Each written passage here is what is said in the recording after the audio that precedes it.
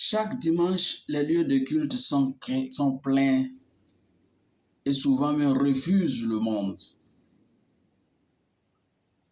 Mais ce qui est un peu bizarre et qu'on veut forcément faire accepter, c'est que chaque groupe a sa manière d'adorer. Même les officiants, selon leur confession ou leur dénomination, certains sont en robe blanche, d'autres couleur violet, bleu. Pour certains, le col blanc, la veste, ou certains, rien du tout. Et avec une seule Bible qui parle du Dieu unique, il y a des adorations différentes. Cependant, il faut remarquer que chez les musulmans, il n'y a qu'une seule manière d'adorer, qu'on soit chiite, sunnite, qadiyadite, wahhabite, ou quel que soit le groupe auquel il appartient, ils ont toujours la même manière de prier. Et quand un musulman arrive dans un autre lieu, dans une autre localité, il va simplement faire sa prière. Par contre, pour les chrétiens, c'est impossible.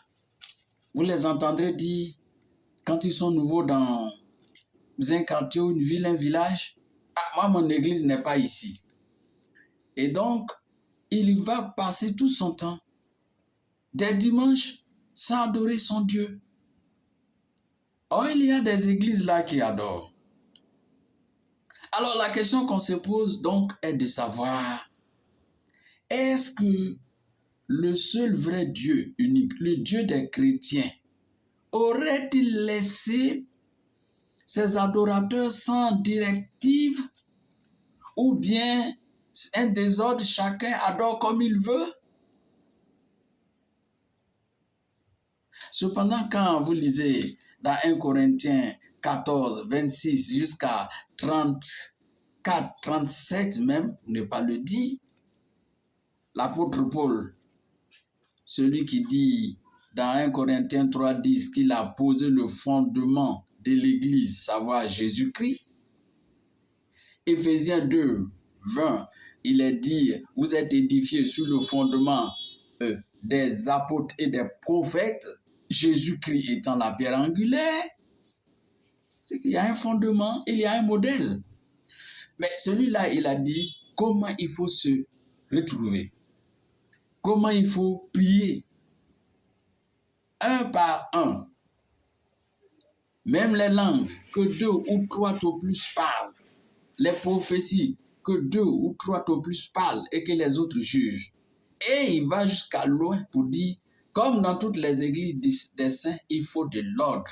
Dieu n'est pas un Dieu de désordre et que les femmes se taisent pendant le culte.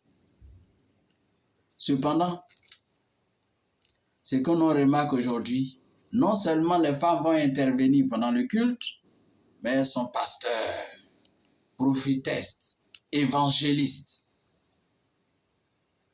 La prière ensemble, on ne sait pas qui dit quoi. Ça tape les pieds, ça tape les mains. Ah, les langues, tout le monde ensemble.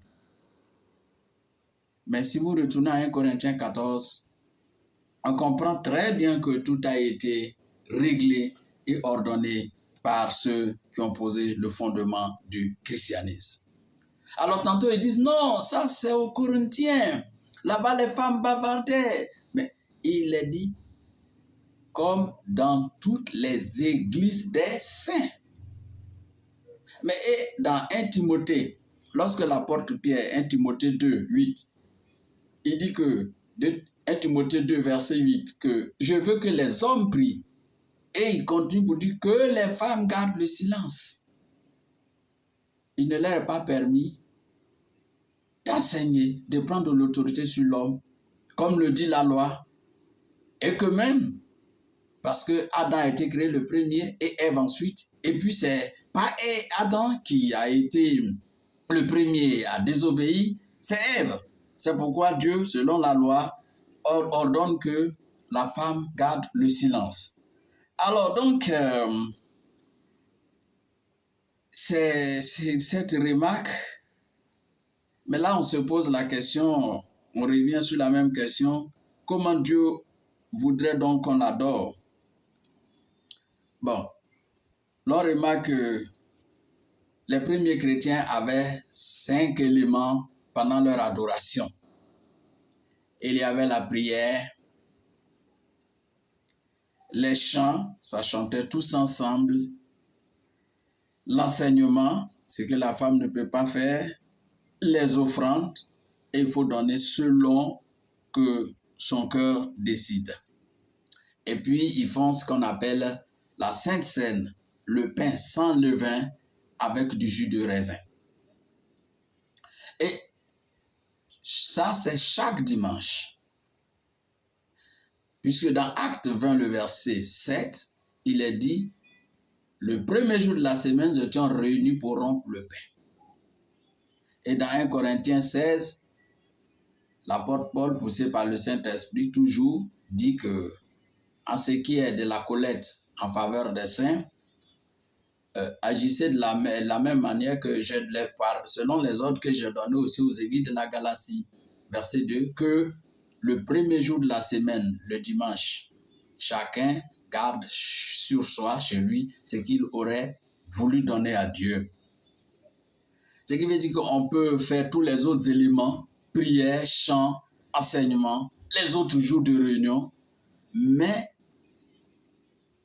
la Sainte Seine et les offrandes, cela est réservé que pour le dimanche. Quant à la chanson, c'est tout le monde.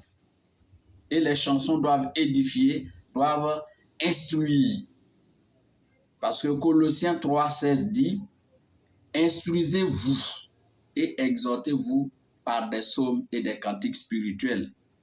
La même chose, Éphésiens 5,19 et Hébreux 13,15, les louanges de Dieu, le fruit de votre lèvre.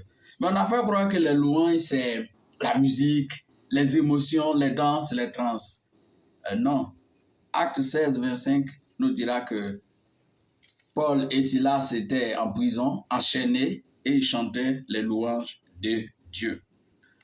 Donc, en fait, voilà comment les premiers chrétiens adoraient.